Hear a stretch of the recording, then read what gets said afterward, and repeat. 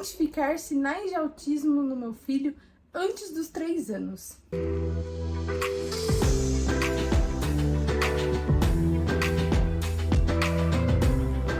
Olá, meu nome é Beatriz Bel, eu sou terapeuta ocupacional e hoje eu vim aqui conversar com vocês a respeito dos sinais precoces de autismo. Identificar sinais precoces do autismo pode ser um grande desafio. Afinal de contas, cada criança vai ter uma forma de se expressar, de conhecer e se conectar no mundo através dos seus comportamentos típicos do desenvolvimento. Eles podem variar muito. Porém, apesar de a gente sempre ouvir aquela famosa frase que todos nós profissionais ficamos de cabelo em pé, que é cada criança tem seu tempo, e de fato elas se desenvolvem de formas diferentes, cada criança também ela vai trazer sinais claros dentro dos marcos do desenvolvimento que podem ali nos ligar um sinal de alerta, acendeu uma lampadinha na nossa mente de que algo pode estar errado.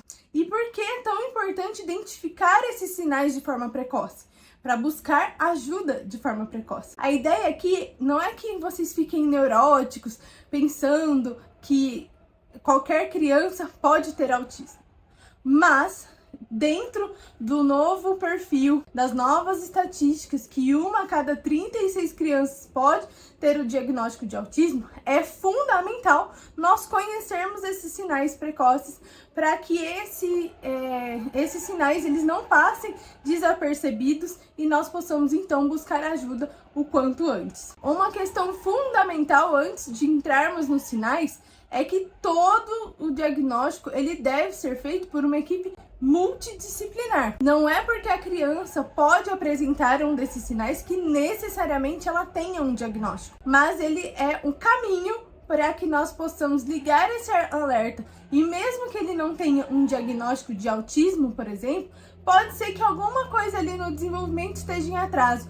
Então, quanto antes nós buscarmos esse auxílio e começarmos as intervenções, melhor vai ser para o desenvolvimento dessa criança. Então, quais são esses sinais? Um dos sinais mais comuns de observarmos é quando a criança ela não atenta pelo nome. Quando nós chamamos a criança e ela não dá sinal nenhum de interesse em buscar o adulto que está chamando. Em torno de 4 ou 5 meses, os bebês eles já começam a olhar, a buscar aquele estímulo quando alguém chama ele pelo nome. É importante que nós possamos observar esse comportamento nos bebês.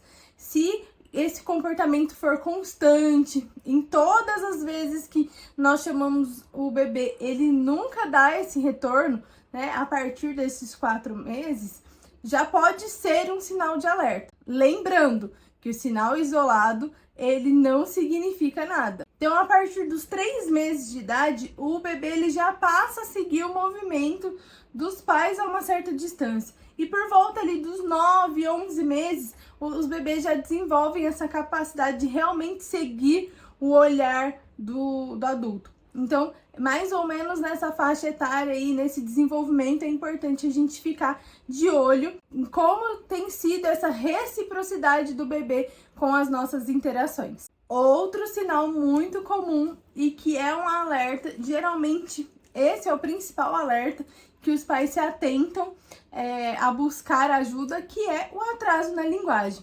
A criança, ela começa a desenvolver a linguagem, começa a fazer ali alguns balbucios, começa a emitir alguns sons e vai desenvolvendo a linguagem ao longo do tempo. E quando isso não acontece ou começa a acontecer e de repente a criança para de falar, isso é um sinal muito importante para que nós possamos buscar ajuda. Lembrando que o atraso de fala, ele não necessariamente é um diagnóstico de autismo por si só. Existem outras questões que podem gerar o atraso de fala, como a apraxia e outros transtornos de linguagem. Mas é um sinal importante de que há um atraso. Então, por isso é tão importante buscar ajuda quando esse sinal ele é percebido. E ali, por volta dos 6, 9 meses, né, as crianças já começam a emitir os primeiros sons, e aí ao longo do desenvolvimento, até ali os 9 meses, eles vão começar a emitir sons mais como dadá, gugu, e a partir de 1 ano eles vão começar a falar algumas palavras como mamãe, mamã, papá. Então, palavras simples, curtas, e aí essa linguagem vai se desenvolvendo ao longo do tempo. Então, se vocês perceberem um atraso nesse desenvolvimento dessa linguagem, busquem ajuda, procurem um fonoaudiólogo para entender qual é a fase que a criança se encontra, por que que ela não está emitindo esses sons, ou então, se ela começou a falar e parou de repente, entender o porquê que isso aconteceu. É fundamental que seja buscada essa ajuda quando percebido esses sinais. Lembrando mais uma vez que um sinal isolado, ele não significa que a criança tem autismo, mas ele liga um sinal de alerta para entender que algo está acontecendo e nós precisamos investigar. Outro comportamento que passa muitas vezes despercebido são os movimentos repetitivos e estereotipados. E por que que esses movimentos passam despercebidos quando a criança ainda é um bebê? Porque a gente tem a tendência de achar que tudo que o bebê faz é muito bonitinho e fofinho. E nós não nos atentamos muitas vezes que isso pode ser o sinal de alguma coisa. Então, crianças que buscam brincar muito com as mãos, balançam as mãos o tempo todo, movimentos repetitivos ali do bebê que começa a sentar e começa a se balançar muito, é importante ligar um sinal de alerta. Ah, mas significa que se a minha criança olhou para a mão, ele é autista? Não, até porque a criança, no seu desenvolvimento ali, enquanto ele é bebê, ele tem essa fase da descoberta das mãos, de olhar para as mãos. Então, isso não é um sinal isolado que vai definir que ele tem um diagnóstico de autismo. Mas se isso se estende ao longo desse desenvolvimento, se é feito de forma exagerada, toda vez que você olha para o bebê, ele está, né, repetindo esses movimentos, é um sinal de alerta importante e por isso é importante buscar essa ajuda. Então, a partir dos 3 meses de idade ali, a criança ela vai descobrir os próprios dedos, vai começar a levar a mão até a boca, vai começar a buscar objetos que estão ao seu redor. E isso não é um sinal de autismo. O sinal é quando ele passa muito tempo olhando os próprios dedos, balançando, sem dar necessariamente uma função para isso. E a partir dessa idade, né? Então, se ali com 3 meses ele começou a descobrir a própria mão, mas ele fica sempre repetindo o mesmo movimento ao longo do seu desenvolvimento, isso pode ser um sinal de alerta. Ali, a partir dos 6 meses, esses comportamentos de balançar, girar os dedos, agitar as mãos ou balançar a cabeça, eles podem estar mais frequentes e aí sim são sinais de alerta. Como eu disse antes, isso tudo não é pra gente ficar neurótico, pensando, ai meu Deus, meu filho tem autismo, meu filho tem autismo. Na verdade, é para nós ficarmos atentos a esses sinais, tentar entender a criança ali no seu desenvolvimento, para que nós possamos buscar a ajuda o mais rápido possível, caso esses sinais sejam identificados. Crianças muito agitadas, que choram o tempo todo, que reagem de forma muito exagerada a questões sensoriais como luz, o som, isso também pode ser um sinal de alerta para ficarmos atentos, né? Uma mudança de ambiente, mudança da rotina da criança. Aquela criança que chora, chora, chora, a mãe faz de tudo. Tem todo um cuidado ali, oferece o leite, oferece a mudança do ambiente, oferece o colo, acolhimento e parece que nada faz a criança ter uma regulação ali das suas emoções. Isso também pode ser um sinal.